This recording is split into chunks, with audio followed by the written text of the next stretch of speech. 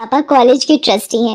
उन्होंने कॉलेज में पहले ही बोल दिया था कि जब मेरी बेटी अपना आलिशान जन्मदिन क्रूज पर ही मनाएगी, इसीलिए उन्होंने सारे इंतजाम पहले ही करवा दिए थे। आज मेरा जन्मदिन है, मैं गोवा ट्रिप पर आए कॉलेज के सभी बच्चों को पार्टी दे रही हूँ। यहाँ सब दिखाई दे रहे हैं, पर राहुल कहाँ है? मुझे ये नहीं पता। उसने अभी तक मुझे बर्थडे विश भी नहीं किया है। राहुल को तो मैंने अभी राधिका के साथ उस तरफ जाते हुए देखा है। जब देखो तब राधिका राधिका।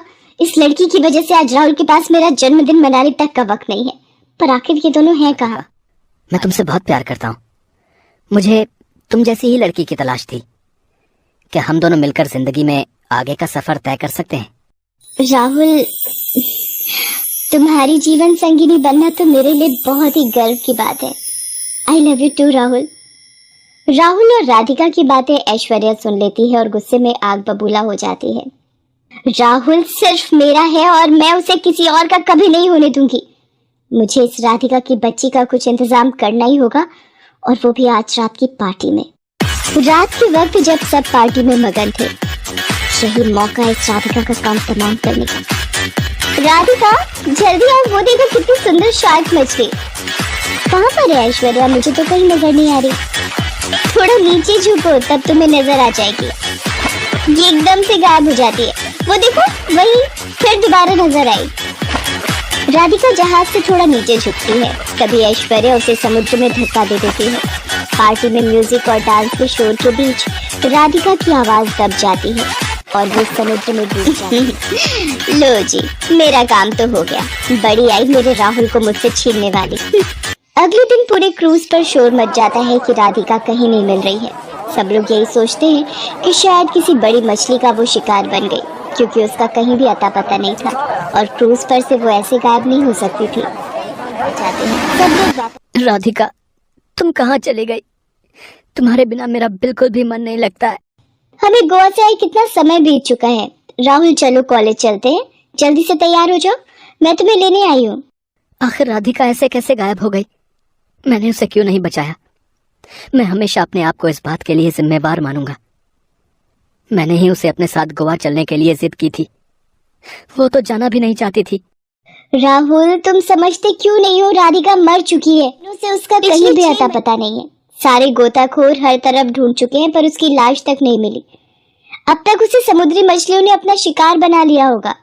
नहीं, मुझे अभी भी यकीन नहीं हो रहा है कि मेरी राधिका मर सकती है। राधिका जिंदा है। मेरा दिल कहता है वो एक दिन जरूर वापस आएगी। उधर समुद्र में डूबते हुए राधिका का सिर एक पत्थर से टकरा गया था। उसे अब होश आता है। मैं कहाँ हूँ और ये जगह इतनी अजीब सी क्यों है? घबराओ नहीं बेटी, तुम जल परियों के देश में हो। मैं जादुई जल परी हूँ। मेरी दो साथियों को तुम बेहोशी की अवस्था में दिखाई पड़ी थी, तो वो तुम्हें यहाँ ले आई। फिर हमारे जल परियों के देश के वैद्यराज ने तुम्हारा इलाज किया। अब तुम कैसा महसूस कर रही हो बेटी? आज पूरे 6 महीने बाद तुम्हें होश आया है। क्या? मुझे यहाँ पर 6 महीने बीत चुके हैं। ऐश्वर्या, तुमने मेरे साथ ऐसा क्यों किया? मैंने तुम्हारा क्या बिगाड़ा था? बेटी, ये इंसानों की दुनिया ही ऐसी है। यहाँ मतलब के लिए लोग अपनों को भी नहीं छोड़ते। तुम तो फिर एक गैर लड़की थी। जादुई पानी में देखो उस लड़की की सच्चाई। पलक, उस 2 कौड़ी की लड़की राधिका का तो मैंने काम तमाम कर दिया है।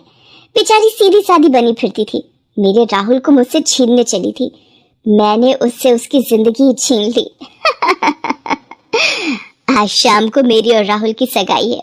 उसके बाद हम दोनों को एक होने से कोई भी नहीं रोक सकता। जलपरी, क्या आप मुझे एक बार मेरे राहुल का चेहरा दिखा सकती हो? हाँ राधिका, ये देखो। राधिका, तुम कहाँ चली गई? मैं ऐश्वर्या ये सगाई कैसे कर सकता? तुमने मुझसे वादा किया था तुम मुझे छोड़कर कभी नहीं जाओगी। तुम क्यों चली गई? राधिका, जादुई जलपरी, मेरी मदद करो। मुझे अपने राहुल के पास जल्दी पहुंचना है। कृपया करके कोई रास्ता बता दो जादुई जलपरी। राधिका, मैं तुम्हें जादुई जल से बनाई कालीन देती हूँ। तुम इस कालीन पर बैठ जाओ, ये तुम्हें जल्दी ही राहुल के पास पहुंचा देगा। और ये जादुई जल भी लेती जाओ, ताकि तुम ऐश्वर्या की सच्चाई सब लोगों को दिखा दो। आपका बहुत बहुत शुक्रिया। आप सच में बहुत ही अच्छी हो। आपने मेरी जान बचाई, मेरी इतनी सहायता की, उसके लिए मैं हमेशा आपकी एहसानमंद रहूंगी। मेरा आशीर्वाद सदैव तुम्हारे साथ है राधिका। अब जल्द से जल्द अपने राहुल के पास पहुंचकर सगाई को रोक दो। राधिका जलपरी से विदा लेती है और जादुई जल से बने कालीन पर बैठ जाती है। वह कालीन हवा में उड़ने लगता है और उधर राहुल और ऐश्वर्या की सगाई की तैयारियां चल रही थी। राहुल और ऐश्वर्या एक दूसरे को सगाई की अंगूठी पहनाने राधिका जल्दी से वहां पहुंच जाती है। राहुल रुक जाओ, ऐश्वर्या से ये सगाई मत करो। राधिका, तुम जिंदा हो। मैं जानता था तुम्हें कुछ नहीं हुआ होगा। मेरे साथ तुम्हारा प्यार जो था, फिर मुझे भला कैसे कुछ हो सकता था, वरना इस ऐश्वर्या ने तो मुझे कब का मार दिया था समुद्र में धक्का देकर। राहुल, ये लड़की झूठ बोल रही है, मैंने इसे कोई धक्का नहीं दिया था। ये तुम्हारी और मेरी सगाई को रोकना चाहती है। चलो राहुल, हमें देर हो रही है। राहुल, मेरे पास सबूत है जो किस तरह से इसने मुझे समुद्र में धक्का दिया था। ये देखो।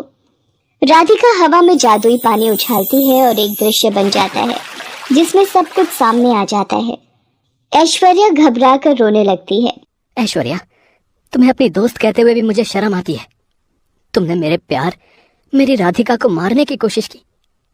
मेरी नजरों से दूर हो जाओ राधिका। मैं ऐसी मंडप में तुमसे सगाई करूंगा, सबके बीच। ऐश्वर्या, मैं चाहती तो तुम्हें पुलिस के हवाले भी कर सकती थी, पर मैं ये नहीं करूंगी। किसी के सच्चे प्यार को दूर करने का क्या नतीजा होता है, शायद अब तुम्हें समझ आ गया होगा।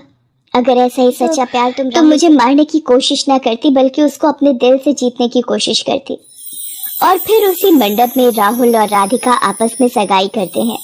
जादुई जलपरी की मदद से आज दोनों फिर से एक दूसरे का साथ पाकर